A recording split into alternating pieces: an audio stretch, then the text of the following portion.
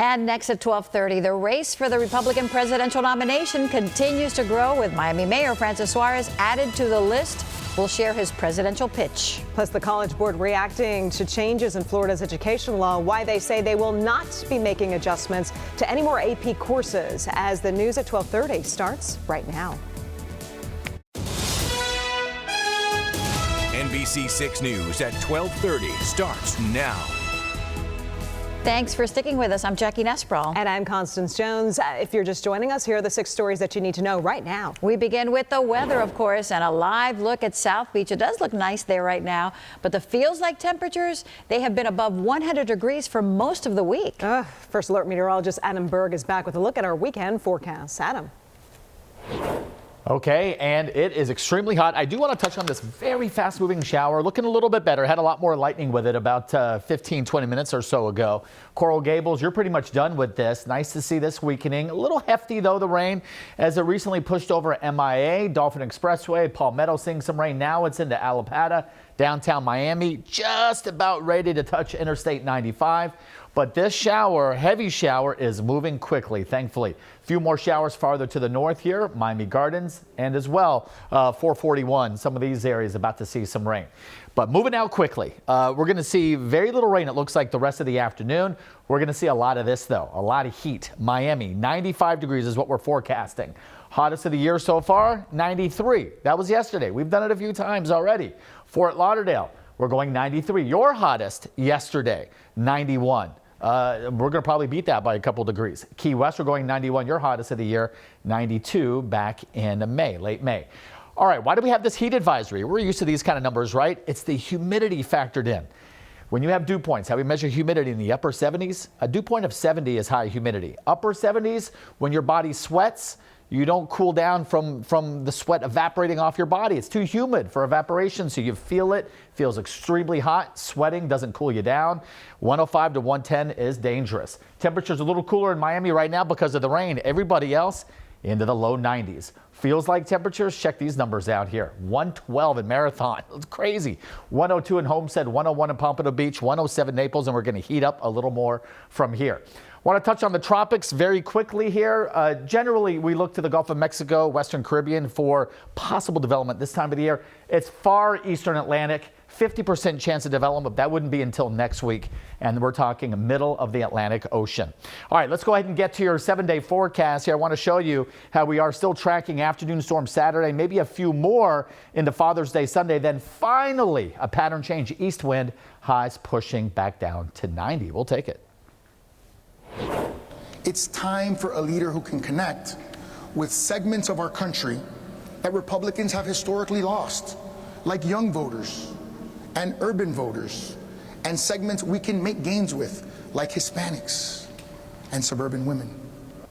All right, it is official. Miami Mayor Francis Suarez running for President of the United States, making his big announcement last night at the Ronald Reagan Library in California. He's now the third Floridian and first Hispanic to join the crowded Republican field, looking to challenge former President Donald Trump and Governor Ron DeSantis. NBC 6's Kim Wynn has the latest on the mayor's presidential pitch. I filed paperwork to run for President of the United States of America. In his first speech since announcing his bid for president. It's time for a leader who believes in America's greatest power, Americans. Miami Mayor Francis Suarez gave a speech Thursday night from the Ronald Reagan Presidential Foundation in California. Suarez pointing out all the issues he sees with the Biden administration. Crime is rampant and growing. Homelessness is exploding. Our borders are bulging, inflation eats our paychecks, and evil men and regimes are gaining ground. The mayor dropped this campaign video Thursday morning, formally announcing that he was throwing his name in the race for the White House. It's time to take things into our own hands. It's time to get things started. Shortly after, Suarez appeared on Good Morning America, where a question about former President Donald Trump's indictment this week led to this exchange. Sir, I asked you what you thought of the indictment. Well, and I want to talk about Miami. I think if we continue to have a conversation about the former president, then the former president will be the nominee. Well, that's inevitable. I'm here to talk about why I'm running for president. So far, some local leaders say they already plan to back him. This is a team effort. That's what I'm focusing on. I want to shine a positive light on South Florida, and that's what the mayor wants to do with his presidential run, and I support him. I support him wholeheartedly. Others, like former Miami-Dade County Mayor Carlos Jimenez, strongly feeling the opposite.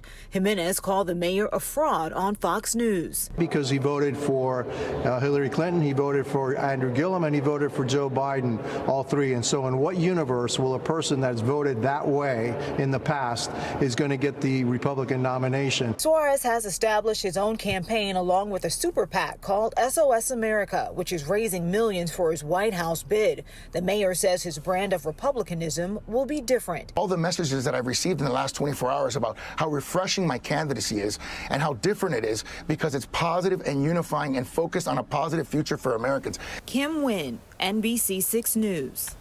All right, nearly 2 years after the Surfside condo collapse, we're learning the building may have been doomed to fail even before it was built. In the days after the collapse, NBC6 investigators looked at major deficiencies with the pool deck that surfaced back in 2018 with an engineering survey. Investigators with the National Institute for Safety and Technology say that poor construction of the pool deck back in 1981 further weakened the building, and that corrosion and renovations over the next 4 decades placed a heavier load on the deck than what it was designed to handle. It's unclear if those deficiencies directly caused the collapse. The final report on the cause is not expected until May of 2025. Item passes unanimously. Those cheers coming from the Broward County Public School Board. The board has finally named a new superintendent, Dr. Peter Licata. He will be leading the 6th largest school district in the country. 7 board members voted for him, 2 against. Dr. Licata is originally from Broward, but spent most of his career in Palm Beach County. This is a dream job. I'm coming home. We get one shot at this, and I'm not spending it on the sideline. School Board Chair Lori Alhadeff said Licata is the transformational leader they have been searching for. Dr. Licata says his primary goal is to raise the district's B rating to an A. He's also committed to raising teacher salaries. The College Board says it will not adjust advanced placement courses to comply with the new state law banning classroom teachings involving sexual orientation and gender identity. This having to do with the parental rights and education law. In a statement, the board said that we were contacted by the Florida Department of Education and asked to make changes. They also specifically spoke about AP sociology classes or psychology classes, which they say includes topics on both gender and sexual orientation. The Florida Department of Education asked the College Board to adjust AP classes to comply with state law by today. And tomorrow, Wilton Manors will host its annual Stonewall Pride Parade and Street Festival, which typically attracts more than 50,000 spectators and brings in more than $6 million for the city. Stonewall Pride celebrates the historic Stonewall riots and the start of the LGBTQ+ human rights movement and how it has shaped our community. NBC6 and Telemundo 51 are proud sponsors of this event, and we will have a live preview starting on the NBC6 News starting at 4. All right, coming up in 60 seconds, you may need another COVID booster. We're going to tell you why up next. Plus, a new warning from Florida's Attorney General, what you need to know as you plan your summer travels, when we return in just 1 minute. Get ready for a COVID booster. Advisors to the Food and Drug Administration recommended updating the COVID vaccines specifically to target a newer strain of the virus. The committee supports tweaking the shots to target an XBB strain. The Centers for Disease Control and Prevention will now meet to figure out who should get the shots and when. Drug makers need enough time to produce and distribute the new shots, which are expected to be used as early as September as part of a fall booster campaign. All right, well, do you have travel plans? Always, at least dreaming of them. Yes. Well, Florida Attorney General Ashley Moody is warning travelers to beware of potential scams this summer. Yeah, the AG cautioning you should be looking out for vacation rental fraud, where scammers post fake offerings, take the victim's money, and then leave the traveler without any accommodations. Another scam involves fraudulent websites selling fake entrance tickets to attractions and theme parks. Moody says it's important to know who you're doing business with because it's difficult to recover money once it's in the hands of those criminals. Consumers can also report summer travel schemes to Moody's office by calling 1-866-9-NO-SCAM or by visiting myfloridalegal.com. Okay, many of us dread getting on those long flights, longer than just a couple of hours. Well, how about a 19-hour nonstop flight from New York to Sydney, Australia? Qantas Research flew this path back in 2019, and now the research is in. Once the flight took off, the crew on board immediately tricked the passengers' body clocks, making lights and meals reflect the time of day in Sydney. The researchers found that this actually helped the passengers adjust to the time change. Wow, what a concept. But 20 hours? Yeah. I don't think If you want to go to Australia, it's going to be a long flight. I guess so. All right, here's Sarah Bacella with it. More details on what's coming up on 6 in the Mix in just a few moments. Sarah. Yes, happy to be here, ladies. Well, yes, this weekend is jam-packed with events for both Father's Day and Pride Month, and you don't want to miss Wilton Manor's Pride Parade with so many live performances and fun surprises, and the mayor will be here to tell us what we can expect. Plus, a UFC legend is coming to the big screen for the American Black Film Festival this weekend. We've got Anderson Silva in the building to talk about his movie. And we have a dining experience in the kitchen that is a must this weekend for your weekend itinerary. All that and so much more coming up. All right, Sarah, thanks so much. All right, you've probably heard of the option buy now, pay later when you're purchasing something you want, right? Well, will you join us at 4 o'clock? We'll take a closer look at the convenient way to pay, but there's more to consider before diving in and using this popular purchase option. All right, that does it for us now at NBC 6 News this midday. 6 in the Mix is next. Have a great day.